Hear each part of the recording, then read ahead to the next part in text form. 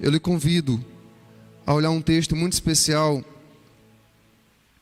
Nós vamos ver, são duas passagens bíblicas. A primeira delas está em Romanos, capítulo 13. Romanos, capítulo 13. Eu estarei utilizando a versão NVI, exceto em um ou dois versículos que eu escolhi uma outra versão. Romanos capítulo 13, verso 11, a parte B desse versículo. Romanos 13, 11, a parte B. Queria que você atentasse, está na nossa tela, em projeção. Observe a última parte desse versículo, né? Logo após aí o primeiro ponto, chegou, né? Então eu queria que você lesse comigo, vamos juntos? Chegou a hora, porque agora a nossa salvação está mais próximo do que quando cremos. A nossa salvação está mais próxima do que quando cremos. Então, chegou a hora, e eu já quero começar a despertar a sua mente e o seu entendimento para esta afirmação. Perceba o tempo em que o verbo foi conjugado, em que o verbo está empregado nesta passagem bíblica. Não diz que chegará, mas chegou. Já chegou, é agora, o tempo de despertarem do sono. Vamos a uma outra passagem bíblica que se encontra em Efésios. Efésios capítulo 5, versos 13 e 14. Efésios capítulo 5, versos 13 e 14. Todos encontraram? Amém? Pode estar projetado já. Vamos também juntos nesse texto. Vamos lá. Mas tudo que é exposto pela luz torna-se visível.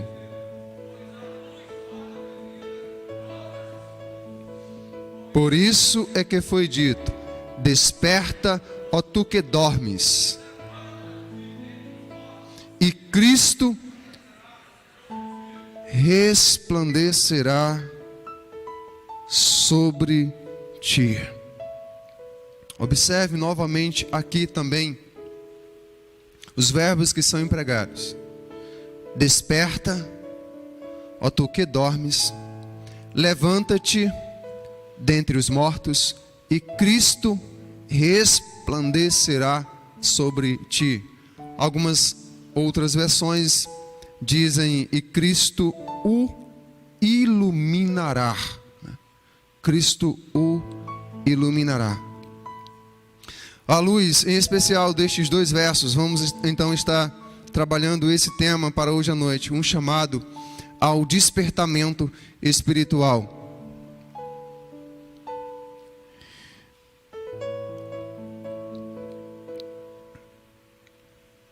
Certa vez, um brasileiro fez uma pergunta a um grande missionário.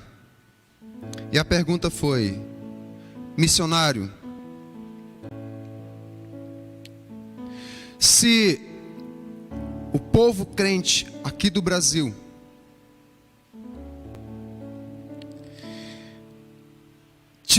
estivesse vivendo um despertamento espiritual, haveria muito mais, ou haveria perseguições para nós como povo nascido de novo, como cristãos regenerados? E a resposta daquele missionário foi: meu caro, não é bem assim.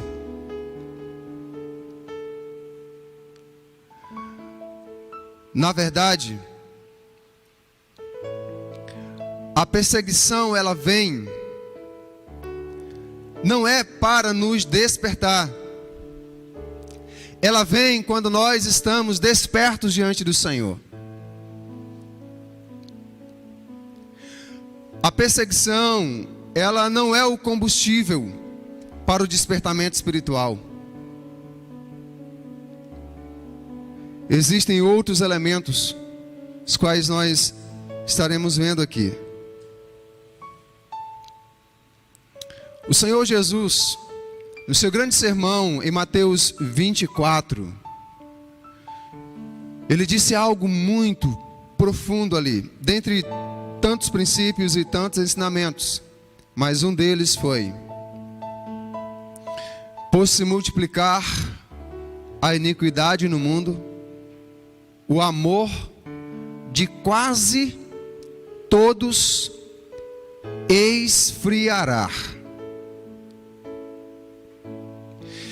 Veja que o Senhor Jesus não disse que o amor de 50%. Ele disse o amor de quase todos esfriará.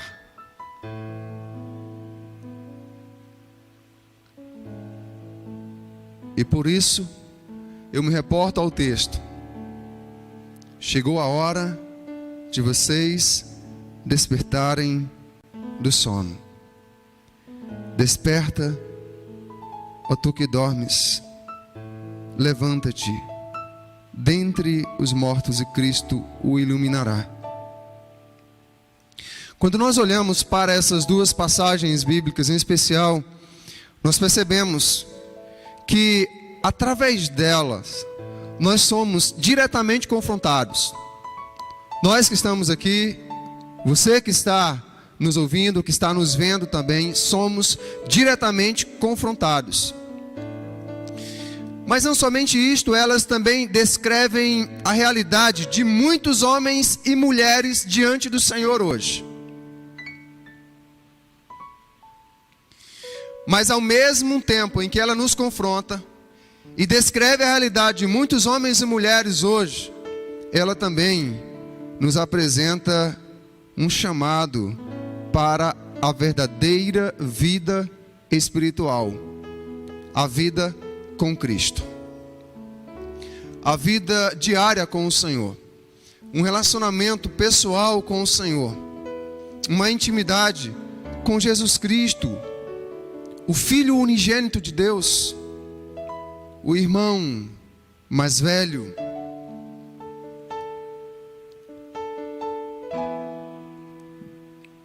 Sim, há um chamado muito especial para uma verdadeira vida com Ele.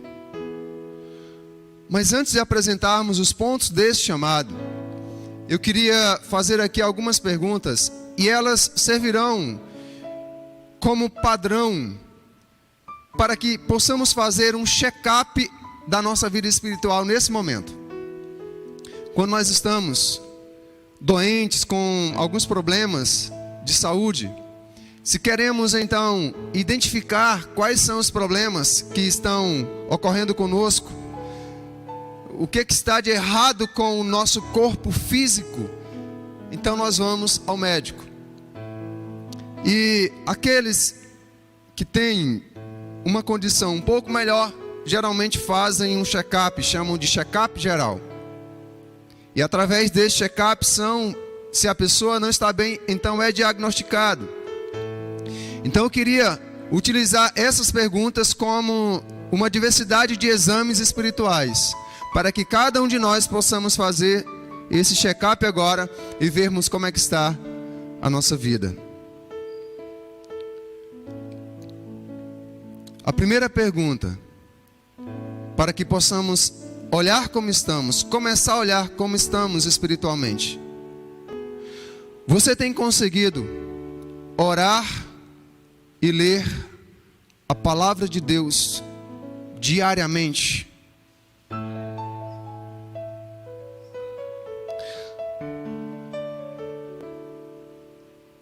Que resposta você tem no seu coração? Uma outra pergunta: você tem aproveitado as oportunidades para falar de Jesus para alguém,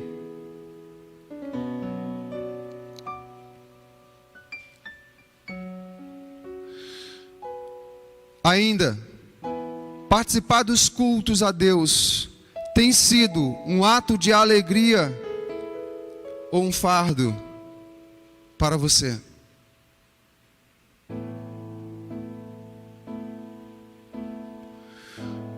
Você tem caído com frequência em algum tipo de tentação?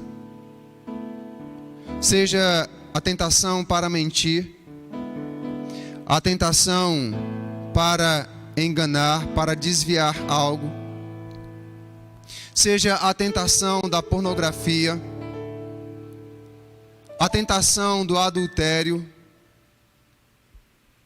a tentação da avareza ou do roubo a Deus.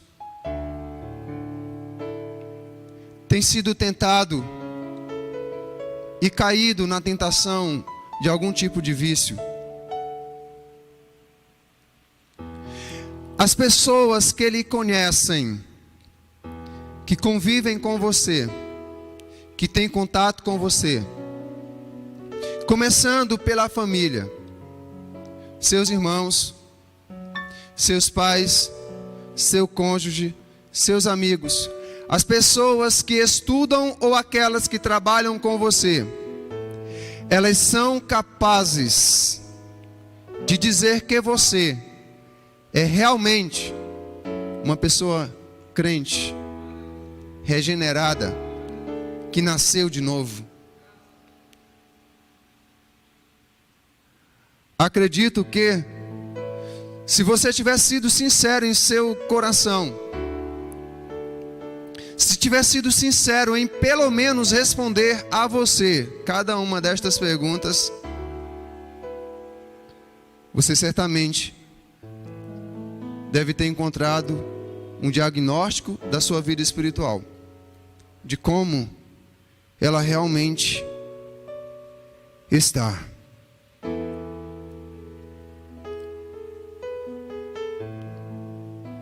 Suas respostas descrevem o seu estado espiritual hoje. E nesta passagem bíblica, em especial Efésios 5,14, Paulo dá um grande alerta para aqueles que estão dormindo o sono da negligência espiritual, ou mergulhados no mundo dos mortos espirituais. Nessa passagem bíblica, são descritas duas situações espirituais terríveis. A primeira delas é o esfriamento da fé, que aqui nós entendemos, ou podemos entender também como o esfriamento do amor. O amor como sendo a base para uma vida cristã, uma vida com o Senhor. Mas há um outro estado terrível que é descrito aqui, que é justamente o estado de morte espiritual. No caso de alguém que já confessou a Cristo como seu único Senhor e Salvador, e o fez com sinceridade em algum momento de sua vida, mas ao observar o estado espiritual em que se encontra hoje, percebe que não está bem, então essa pessoa incorre na primeira situação: esfriamento da fé, o esfriamento do amor. Mas aqueles que, apesar de já terem ouvido a mensagem dezenas de vezes, talvez até centenas de vezes, mas nunca tomou uma decisão sincera, nunca abriu o coração e nunca se entregou a Cristo, então essas pessoas se incorrem ou se enquadram na segunda situação, que é a situação de morte espiritual. Estão separadas totalmente da comunhão, do relacionamento com o Senhor. Nós podemos observar, no contexto desta passagem, ela faz parte de uma carta que Paulo escreveu a uma igreja. Ele escreveu esse texto e esse chamado em especial para pessoas que tinham já feito uma decisão por Cristo, mas que por negligência, por descuido, estavam vivendo uma sonolência espiritual.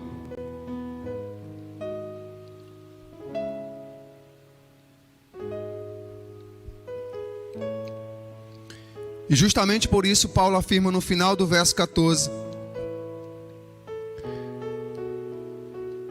uma grande promessa é compartilhada.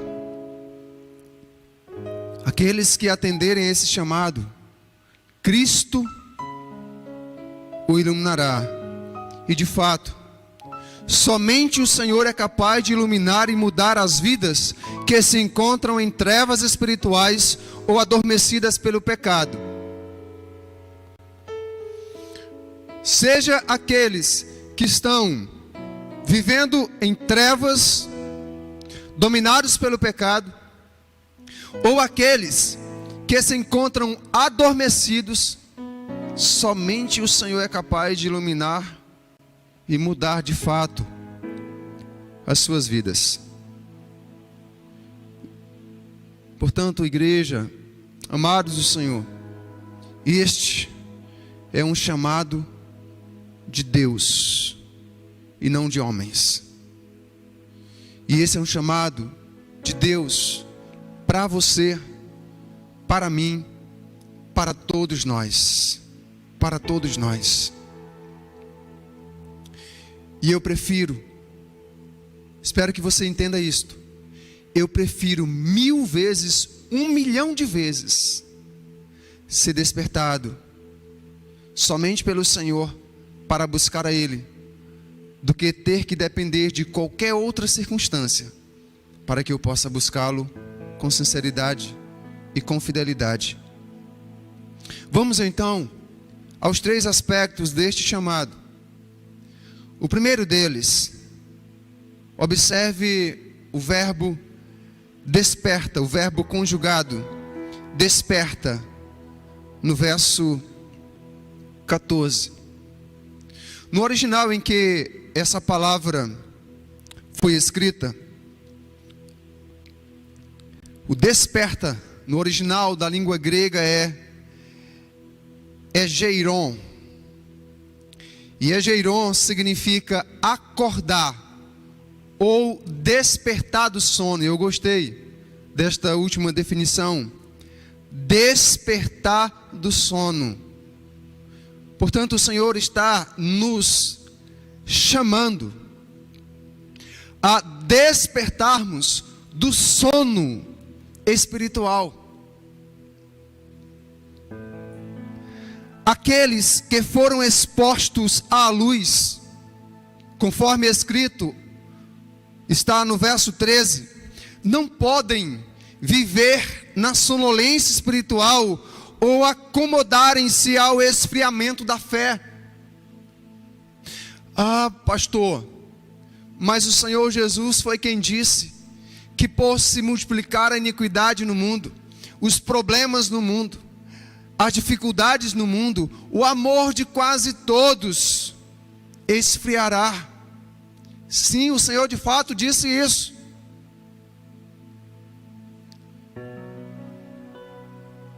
Pois então, você e eu vamos batalhar para ficarmos entre os quais, o quase. Se o Senhor disse que o amor de quase todos esfriará, pois que você e eu sejamos contados nessa parte, nesse grupo que persevera, nesse grupo que permanece. A luz deve manter-nos acordados e aquecidos na fé. Sendo luz no Senhor, devemos viver como filhos da luz, produzindo seus frutos, aprendendo a discernir o que é agradável ao Senhor e expondo as obras das trevas à luz, ao invés de participar delas. Em Efésios 5, o contexto desse verso, a partir do versículo 8 ao 11 nós lemos: porque outrora vocês eram trevas. Observe para cá agora, preste atenção. Porque outrora vocês eram trevas, mas agora são luz no Senhor. Vivam como filhos da luz. Pois o fruto da luz consiste em toda bondade, justiça, verdade. Aprendam a discernir o que é agradável ao Senhor. Não participem das obras infrutíferas das trevas, antes exponham-nas à luz.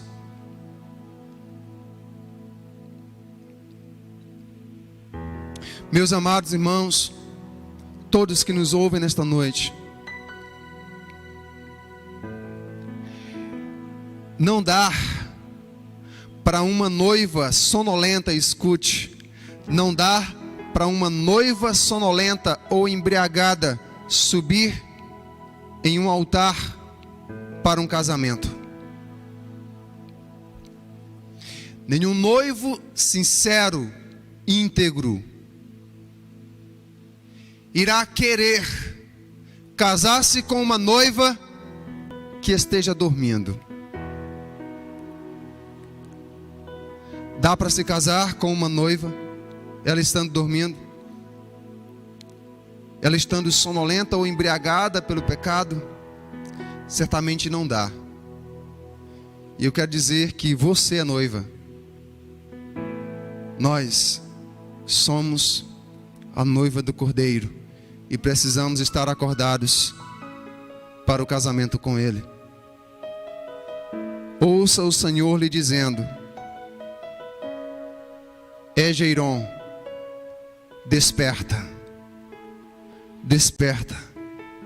O segundo aspecto desse chamado encontra-se na forma verbal levante-se. E na língua grega esta palavra é traduzida por anisteme.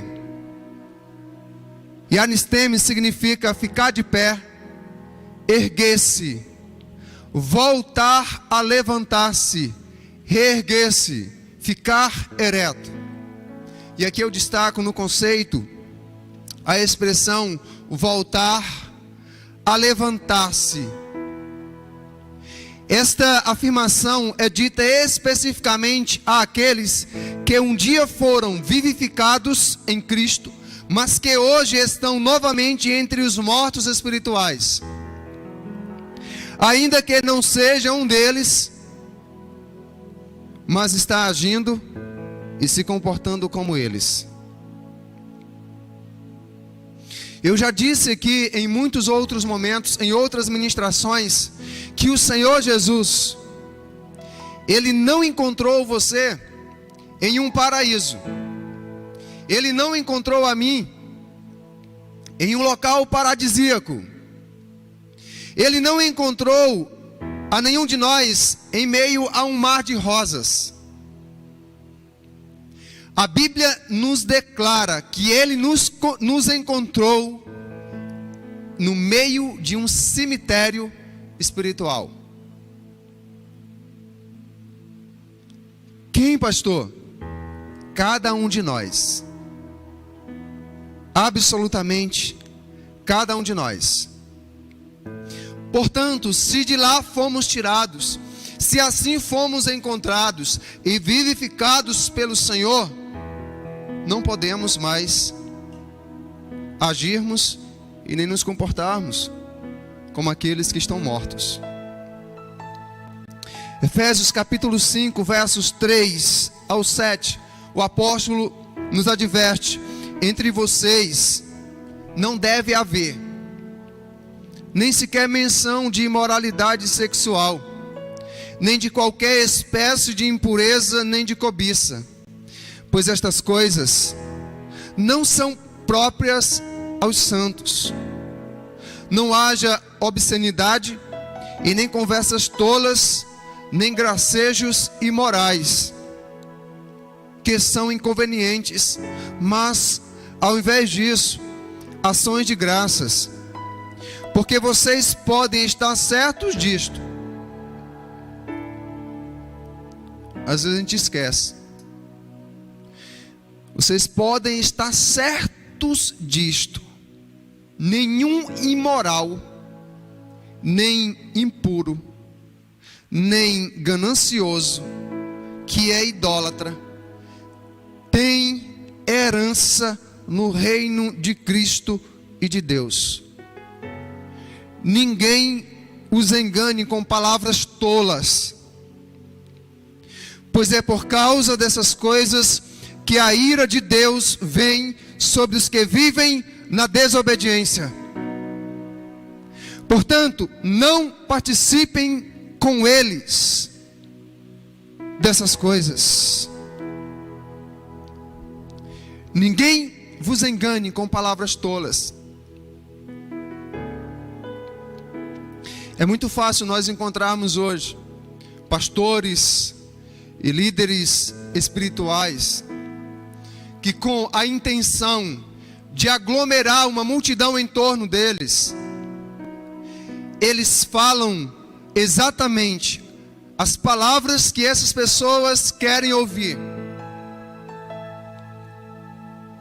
Porque é muito bom ouvir palavras que massageiam o ego, palavras que nos deixam confortáveis na maneira e na forma que nós estamos vivendo.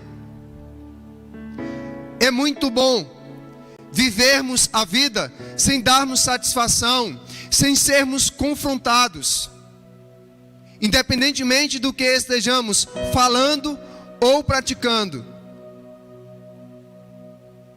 Mas o apóstolo aqui diz: ninguém engane vocês com palavras. Como é que uma pessoa que está vivendo em imoralidade, em prostituição, em indecência, no engano, na idolatria, e ela chega então para um ajuntamento, para uma aglomeração, embora que nós estejamos em um contexto em que,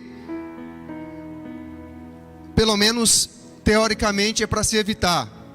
Mas como é que uma pessoa chega diante de uma assembleia onde tem alguém ministrando, e ela está vivendo exatamente como o texto aqui descreve, e as palavras que o tal pregador tem para ela são somente palavras de bênção e de vitória?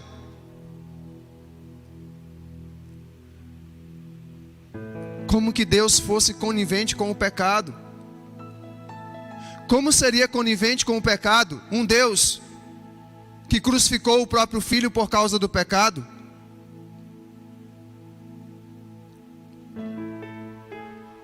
Você lembra da letra daquela canção que diz que as mãos que seguraram os pregos foram as mãos de Deus? As mãos que seguraram o martelo foram as mãos de Deus? Como poderia ser conivente com o pecado um Deus que agiu assim em relação ao pecado? Despertar-se e levantar-se são os dois passos fundamentais para quem deseja e busca a restauração de sua vida espiritual.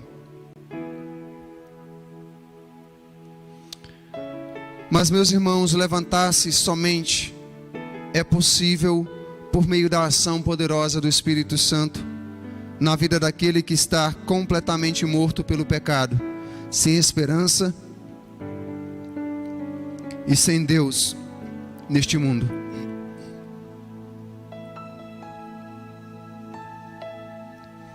Efésios 2, verso 1 e também os versos 4 ao 6. O Senhor nos diz: e Ele nos deu vida quando vocês estavam mortos em suas transgressões e pecados. Mas Deus, sendo rico em misericórdia, verso 4, por causa do grande amor com que nos amou, e estando nós mortos em nossas transgressões, nos deu vida juntamente com Cristo. Pela graça vocês são salvos, e juntamente com Ele nos ressuscitou, e com Ele nos fez assentar nas regiões celestiais em Cristo Jesus.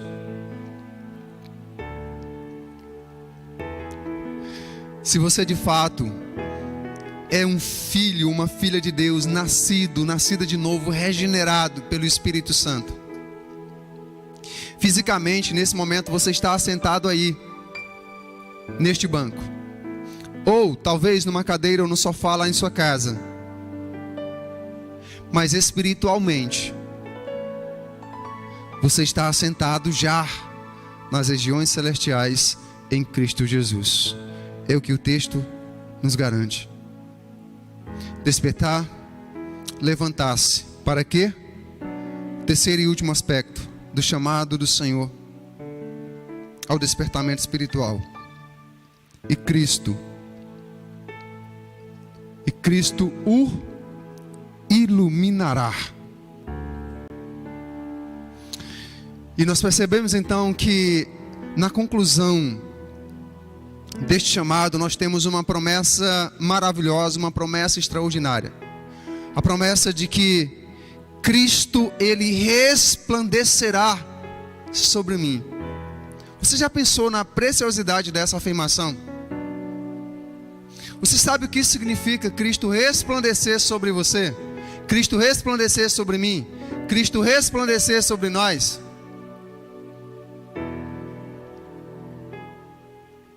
Não é apenas que Cristo vai iluminar você.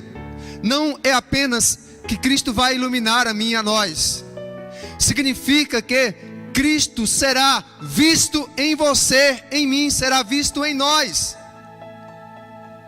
A luz da sua glória será vista em nós. E quem ouve e decide seguir a Cristo com fidelidade, terá sempre a luz da vida e jamais andará cego nas trevas. Porque Cristo estará brilhando sobre ele ou sobre ela. Suas palavras em João 8,12, de novo Jesus lhes falou dizendo: eu sou a luz do mundo.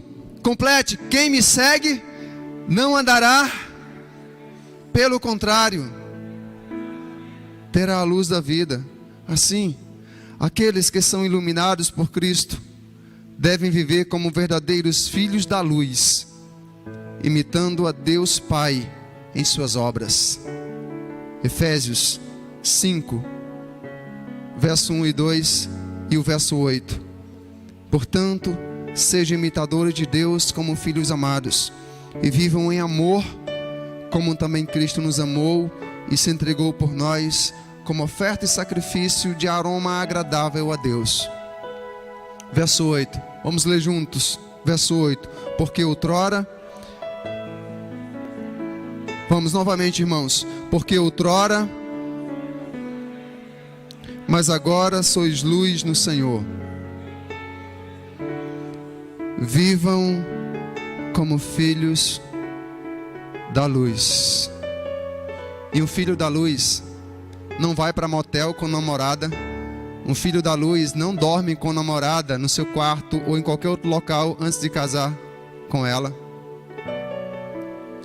Um filho da luz não sonega impostos. Um filho da luz não é avarento, não rouba a Deus. Um filho da luz não pronuncia palavrões. Um filho da luz não é desobediente e nem rebelde para com seus pais. Um filho da luz não trai o seu cônjuge. Um filho da luz não vive na prática dos vícios, independentemente de quais sejam eles. Um filho da luz tem prazer em andar na luz do Senhor. Tem prazer em andar na luz do Senhor. Eu quero lhe convidar a colocar-se em pé nesse momento. E vamos então concluir o sermão desta noite citando as palavras do Senhor, ditas através do profeta Isaías. E fica então essa promessa grandiosa, gloriosa e incomparável para nós. Isaías 60, versos 19 ao 22. a última parte do 22. O sol não será mais a sua luz de dia. Veja e ouça. O sol não será mais a sua luz de dia. E você não terá mais o brilho do luar, pois o Senhor será a sua luz para sempre. O seu Deus será a sua glória. O seu sol nunca se porá e a sua lua nunca desaparecerá, porque o Senhor será a sua luz para sempre, e os seus dias de tristeza terão fim. Eu sou o Senhor, na hora certa farei que isso aconteça depressa. Você crê nisto? Eu creio de todo o meu coração. Aleluia.